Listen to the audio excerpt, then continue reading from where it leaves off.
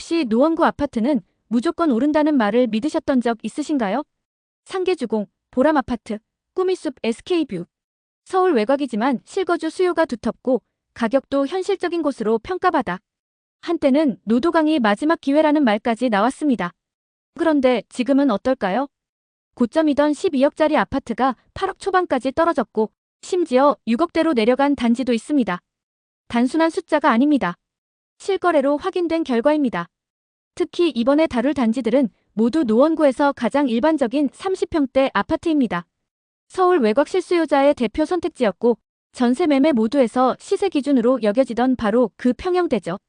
이 아파트들이 지금 최고가 대비 2억에서 3억 원 이상 하락한 이유, 단순히 많이 올랐으니까 많이 빠졌다는 말로 설명될까요?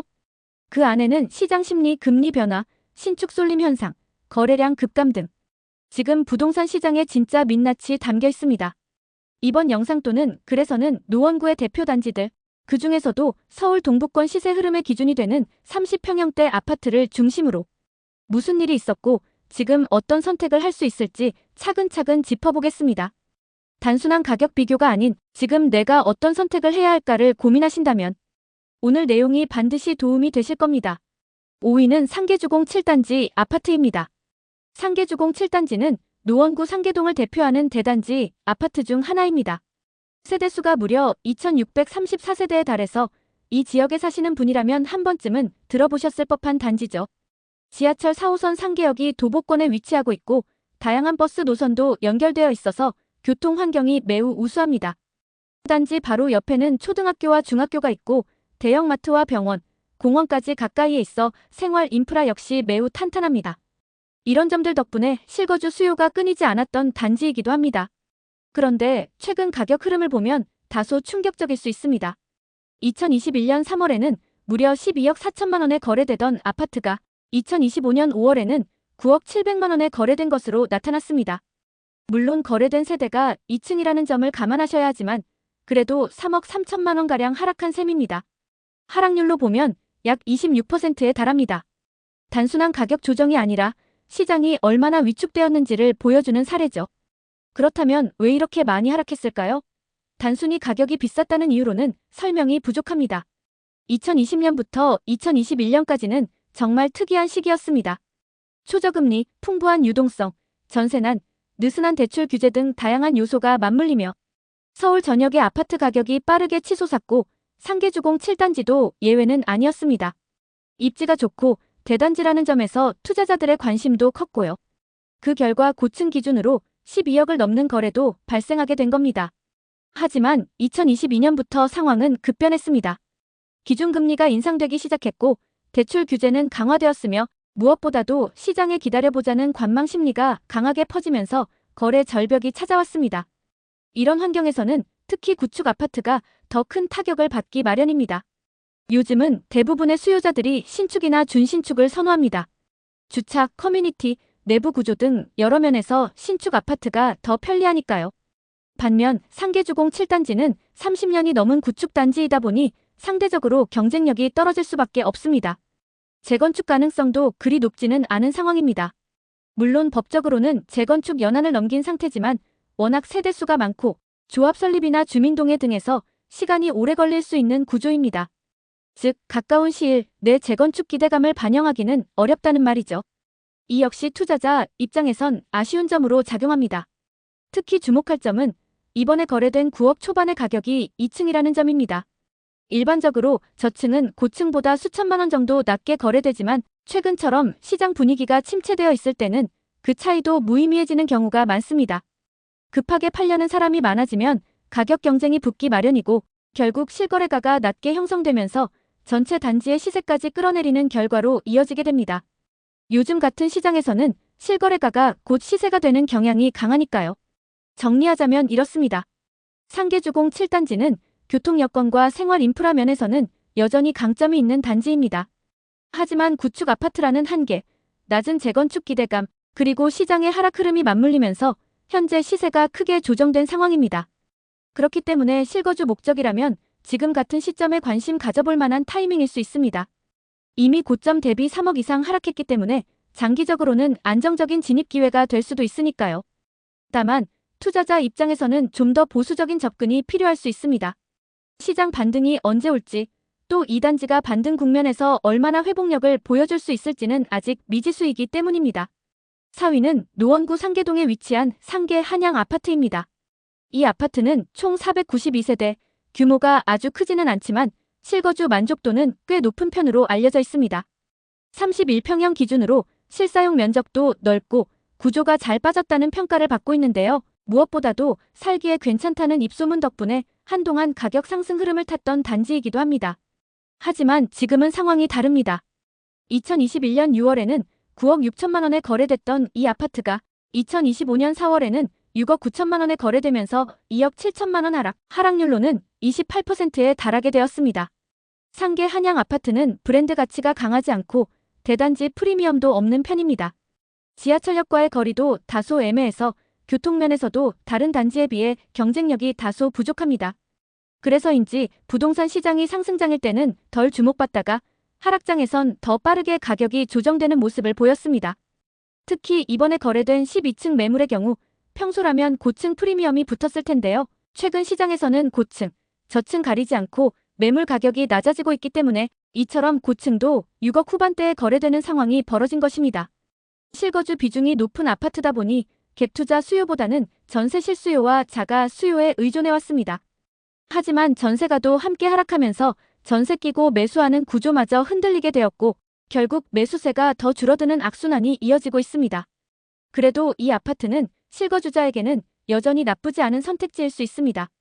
가격이 조정된 지금 시점에서 접근할 경우 비교적 부담 없는 자금으로 중형 평형을 마련할 수 있기 때문입니다. 하지만 투자적인 측면에서는 브랜드, 입지, 미래가치 측면에서 좀 더 면밀한 분석이 필요하겠습니다. 3위는 노원구 월계동에 위치한 꾸미숲 SK뷰 아파트입니다. 이 단지는 비교적 신축에 가까운 단지로 2016년 입주한 아파트입니다. 세대수는 504세대로 중형 규모이며 북서울 꿈의숲이 인접해 있어 쾌적한 주거 환경을 자랑합니다. 조망, 공원 접근성, 도심 속 자연 환경을 중요하게 생각하시는 실수요자들에게 꾸준히 인기가 있었던 곳이죠. 하지만 최근 몇 년 사이 시장 분위기가 급변하면서 이 단지도 예외 없이 가격 조정을 겪었습니다. 2022년 4월에는 11억 5,700만 원에 거래됐던 이 아파트는 2025년 4월에는 8억 2천만 원에 거래되면서 3억 4천만 원 하락률로는 29%에 달하는 낙폭을 기록했습니다. 주목할 점은 이 아파트가 다른 단지들보다 고점 시기가 늦었다는 점입니다. 다른 아파트들이 대부분 2021년 고점을 찍었지만 이 단지는 2022년까지 상승세가 이어졌습니다. 그 이유는 바로 신축 프리미엄 때문입니다. 노원구 일대에서는 2010년 이후 공급된 아파트가 많지 않기 때문에 이처럼 준신축에 가까운 단지는 시장에서 희소가치가 있었던 것이죠.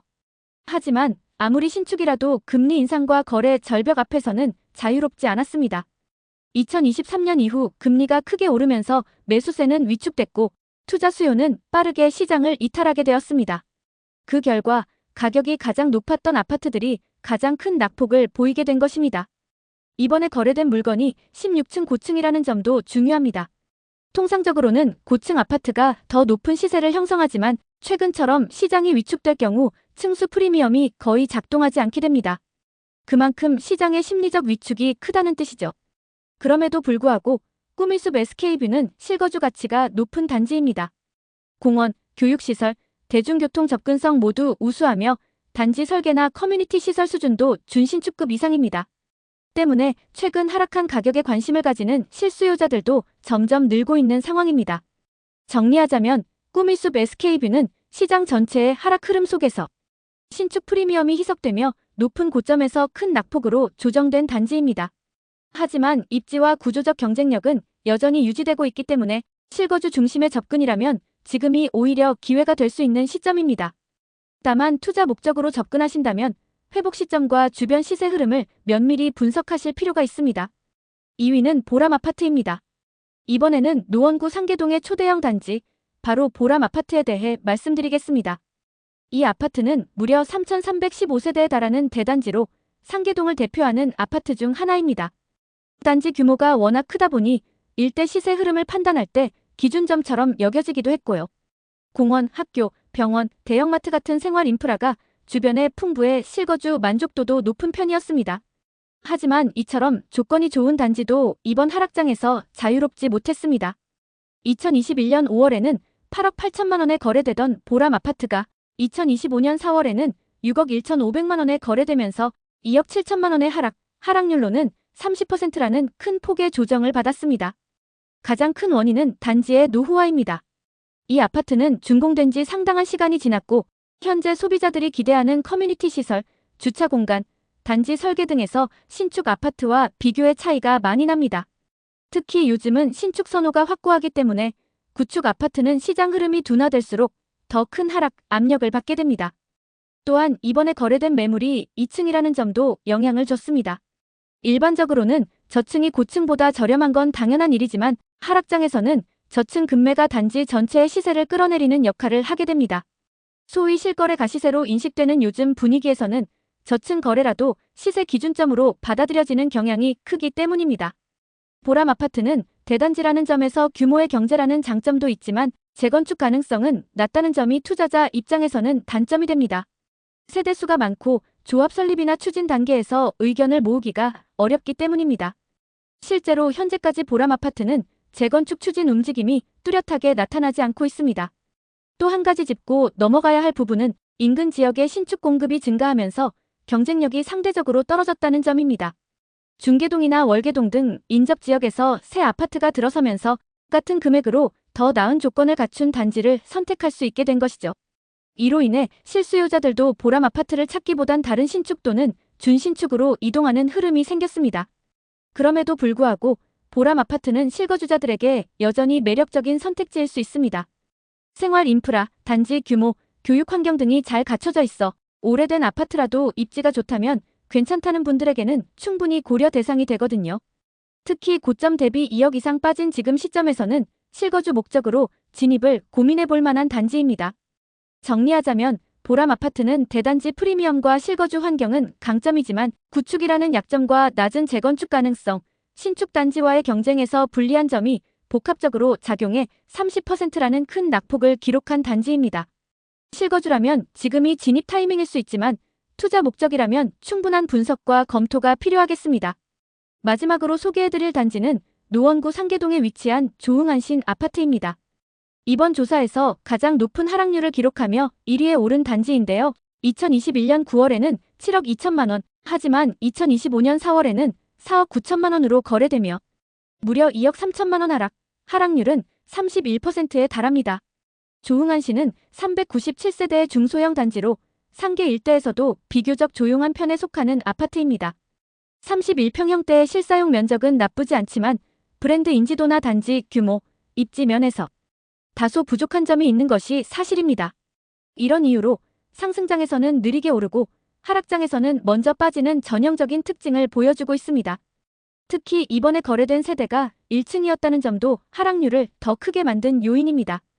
1층은 원래 시세보다 저렴하게 거래되기 마련이지만 최근 시장처럼 심리가 위축되어 있을 때에는 이런 거래 하나가 전체 시세를 크게 끌어내리는 역할을 하게 됩니다.